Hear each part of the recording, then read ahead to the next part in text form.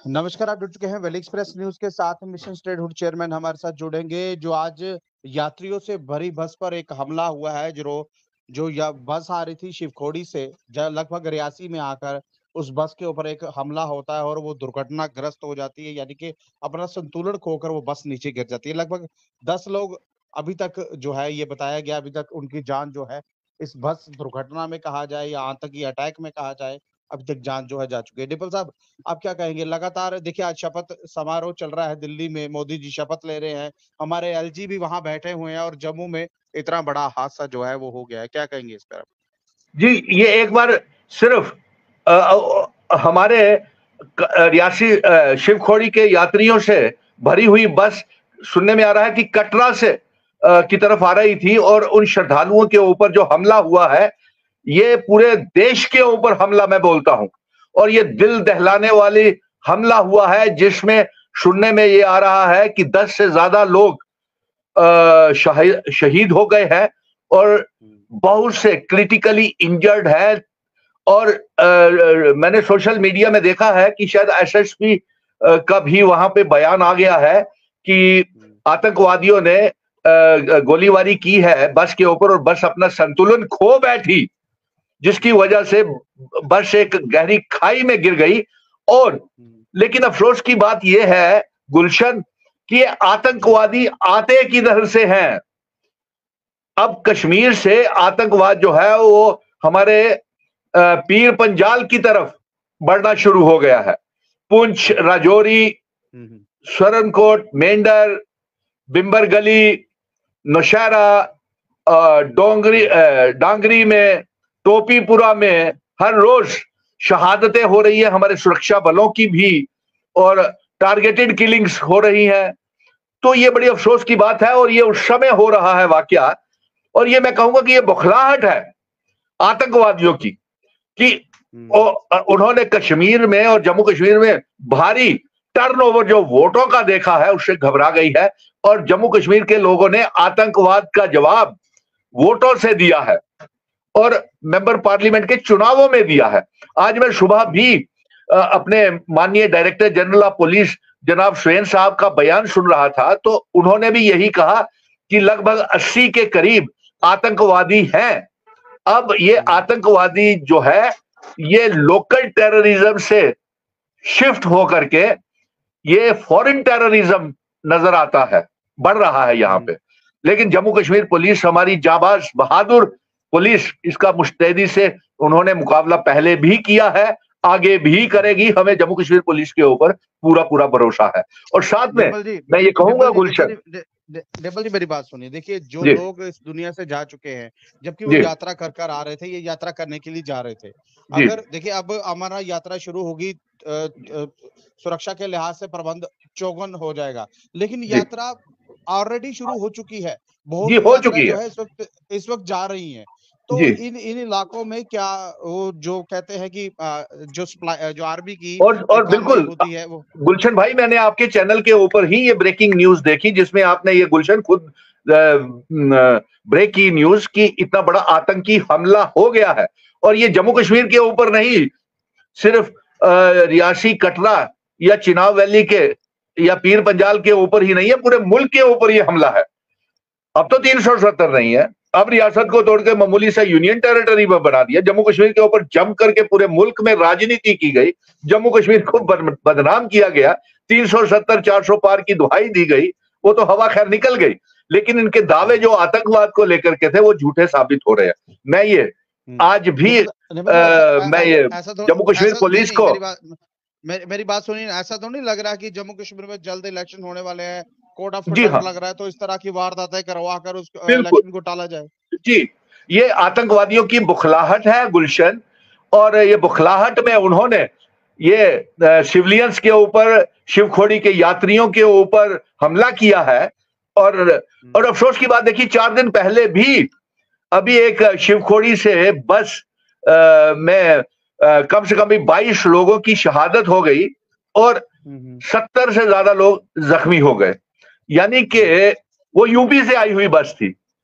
लेकिन अफसोस इस बात का है कि एडमिनिस्ट्रेशन क्या कर रही है, और वो इतनी बढ़ी हुई बस वहां से जहां से चली यूपी से, और कितने बॉर्डर्स थे, इतनी भारी लदी हुई बस का ये हादसा हो गया, तो उनके ऊपर कोई कार्रवाई नहीं की गई जहां से इतने बॉर्डर और इतने टोल प्लाजा टोल पास करके आई थी। लेकिन आज मैं आपके चैनल के माध्यम से मैं जम्मू कश्मीर की सरकार से ये मांग करता हूं कि एक तो पहले उनको उनके परिवार वालों को, जिन हमारी बहनों ने अपने सुहाग उजड़े होंगे, अभी डिटेल आएगी अभी किस किस के हुए, और वो बहनें जिन्होंने भाई खोए हुए हैं, और जो माताएं जिनके लाल चले गए, जिनके घरों में आज मातम छाया हुआ है गुलशन, उन लोगों का हम मुआवजे के साथ उनकी भराई नहीं कर सकते हैं गुलशन। लेकिन फिर भी मैं पूछूंगा आपसे, उनको राहत पहुंचाने की मांग करूंगा। मैं आपसे एक चीज पूछूंगा, यूपी वाली बस का एक्सीडेंट हुआ, लोगों को 5-5, 7-7 लाख का मुआवजा दे दिया गया,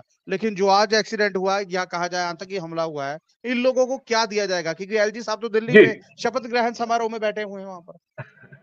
बड़े बड़े अफसोस की बात है, आपका कहना दुरुस्त है। ये सवाल बनता है कि अपनी रियासत जल रही है, असेंबली के चुनाव आने वाले हैं आगे, ये उसको भी देख करके बुखलाहट हो सकती है आतंकवादियों की, पाकिस्तान की, आईएसआई की। और डीजी साहब ने आज ये खुद कहा कि लोकल टेररिज्म 80 के करीब आतंकवादी होंगे, लेकिन अब वो ये लोकल टेररिज्म से शिफ्ट हो रही है, ये फॉरेन टेररिज्म की तरफ जा रही है। यानी कि इसमें अफगानीज भी हो सकते हैं, पाकिस्तान की सेना भी हो सकती है आतंकवादियों में शामिल, आईएसआई भी हो सकती है, हिजबुल मुजाहिदीन हो सकती है, लश्कर तोयबा हो सकती है। तो ये देख करके, और हाँ, मैं उनके परिवार वालों के साथ, हमारे जम्मू कश्मीर इस दुख की घड़ी में उनके साथ खड़ा है, पूरा जम्मू कश्मीर उनके मातम छाया हुआ है। और हम उनसे मांग करेंगे सरकार से कि एक तो इनको 1-1 करोड़ रुपए का मुआवजा दिया जाए, उनके परिवार वालों को नौकरी दी जाए, और साथ में 1-1 पेट्रोल पंप और गैस की एजेंसी उनको दी जाए, क्योंकि ये मुआवजा जो है उनका दुख दर्द को कम नहीं कर सकता है। जी, जिस तरह से पहले ही होता था ये चीज। जी हाँ, तो ये बड़ी चिंता की बात है। डेबल साहब, मैं आपसे एक चीज पूछूंगा, पहले डीजी जो यहाँ से अभी रिटायर हो चुके हैं, बड़े जी, दिलबाग सिंह जी से रिटायर हुए, दिलबाग सिंह जी, वो कहते थे 200 मिलिटेंट रह चुके हैं, लास्ट तक 200 कहते रहे। अब नए डीजी साहब आए थे कि जम्मू कश्मीर पुलिस बड़ा अच्छा काम कर रही है, लेकिन अब इनका आंकड़ा 80 पर आ गया है। ये 80 पुंछ में है, जम्मू में है, कश्मीर में है, कहाँ है? क्योंकि ये कहते है नहीं है, लेकिन है तो है ना। बिल्कुल, आपकी बात बिल्कुल गुलशन सही कही। अभी 3-4 दिन पहले हमने देखा कि एक कठुआ और जम्मू नेशनल हाईवे के ऊपर इन्फिल्ट्रेटर्स आके आतंकवादी घुसाते हैं, एनकाउंटर्स करते हैं, विलेज डिफेंस कमेटी के मेंबर की शहादत ले लेते हैं, फिर उसके बाद डूडू, बसंतगढ़ और रामनगर, उधमपुर की तरफ जाकर के लापता हो जाते हैं। उनके लिए 20-20 लाख रुपए का इनाम भी रखा जाता है, लेकिन आते कहां से हैं ये देखना होगा, क्योंकि बॉर्डर के ऊपर तो हमारे सुरक्षा बल है। तो फिर ये घुसपैठ कहां से होती है? कौन से दरवाजे ऐसे खुले हुए हैं कि यहां से आते हैं, शहादतें करते हैं, आतंकवादी हमले करते हैं और फिर उसके बाद गायब हो जाते हैं। हम तो चाहते हैं कि इसका ऑपरेशन ऑल आउट किया जाए, डायरेक्टर जनरल ऑफ पुलिस से ये मांग करेंगे, और तलाशी ली जाए, ऑपरेशन ऑल आउट किया जाए, और जम्मू कश्मीर पुलिस के साथ हम इकट्ठे खड़े हैं। और सबसे बड़ी बात तो ये है, अभी इतना बड़ा हादसा नजर आया है, 2-3 दिन गाड़ियों की तलाशी की जाएगी, रोड पर आपको मार्च पास दिखेंगे, 2-3 दिन के बाद ये ठंडे होकर बैठ जाएंगे। सिर्फ पुलिस तब काम अच्छा करती है 15 अगस्त 26 जनवरी को लगातार चेकिंग होती है। अगर इस तरह की चेकिंग, इस तरह की अगर वारदातें रोकने के लिए पुलिस अगर एक्टिव रहे तो ये चीज हो सकती थी कभी। देखिए गुलशन, हमारे जम्मू कश्मीर की रियासत तोड़ दी, जम्मू कश्मीर के 370 तोड़ दिया, 370 सीटों का दावा किया गया, 400 पार का दावा किया गया, वो हवा तो निकल गई जम्मू कश्मीर के ऊपर जम के पूरे देश में एनडीए ने सियासत की। और अब मैं ये एनडीए और इंडिया अलायंस के जो अलायंस पार्टनर्स हैं, जो पार्टीज हैं, मैं उनसे ये गुजारिश करूंगा, आज ओथ सेरेमनी हो गई है और नया प्रधानमंत्री नियुक्त हो गया है, कल से ही हमारे पार्लियामेंट के अंदर जम्मू कश्मीर को लेकर के बहस शुरू होनी चाहिए। इसको आतंकवाद को लेकर के 5 अगस्त 2019 को जो गलत फैसले लिए गए थे उसको लेकर के हमारी रियासत हमको वापस की जानी चाहिए असेंबली के चुनावों से पहले, और इसके ऊपर जम्मू कश्मीर के ऊपर पूरे पार्लियामेंट में जम करके बहसबाजी होनी चाहिए। और मैं ये कहूंगा ये बुखलाहट है आतंकवादियों की गुलशन।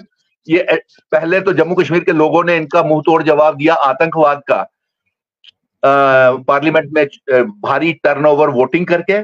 फिर अब असेंबली के चुनावों में रही सही कसर हम इनकी खत्म करेंगे, और जो गलत फैसले 5 अगस्त 2019 को लिए गए हैं उनको हम रिवर्स कराएंगे असेंबली के चुनावों के बाद, जब जम्मू कश्मीर में सरकार बनेगी।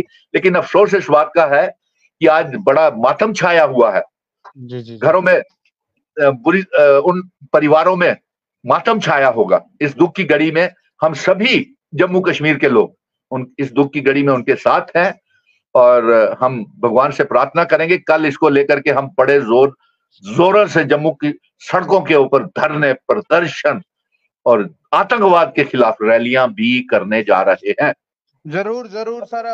और सबसे बड़ी बात है, जो लोग हमें इस वक्त देख रहे हैं वो ओम शांति जरूर लिख दे, ताकि जिन लोगों की इस वक्त जो जान जा चुकी है, यानी कि जो भगवान के पास जा चुके हैं, उनकी आत्मा के लिए एक शांति भरा मैसेज आप छोड़ दे। सबसे बड़ी बात यहाँ पर जो हुआ है, एक श्रद्धालुओं से भरी बस पर अटैक हुआ है, और उसके बाद कहीं ना कहीं अभी ट्वीट आता है, ये कहा गया है कि 9 लोगों की मौत हुई है। मैं आपको बता दूं, लगभग 10 से ऊपर का आंकड़ा इस वक्त आ चुका है हमारे पास, ये हमारे सूत्र जो है वो बता रहे हैं। लेकिन ये सारी बातें कल खोलूंगी, क्योंकि यहाँ पर आज ओथ सेरेमनी चल रही थी। प्रधानमंत्री नरेंद्र मोदी जी की तीसरी बार जिन्होंने शपथ ली है, लेकिन उस शपथ लेने पर देखिए उन्होंने शपथ ले ली है, लेकिन यहाँ जम्मू कश्मीर में हालात इस कदर देखिए खराब किए जा रहे हैं, ऐसा लग रहा है कि फिर एक बार असेंबली इलेक्शंस को जो है रोकने की कोशिश जो है वो की जाएगी। कहा यह जाएगा कि हालात यहाँ पर ठीक नहीं है। बहरहाल, अगर आपको ये वीडियो अच्छा लगा हो, अपनी महत्वपूर्ण राय जो है कमेंट बॉक्स में जरूर शेयर। बहुत बहुत धन्यवाद डिम्पल जी हमसे जुड़ने के लिए। नमस्कार।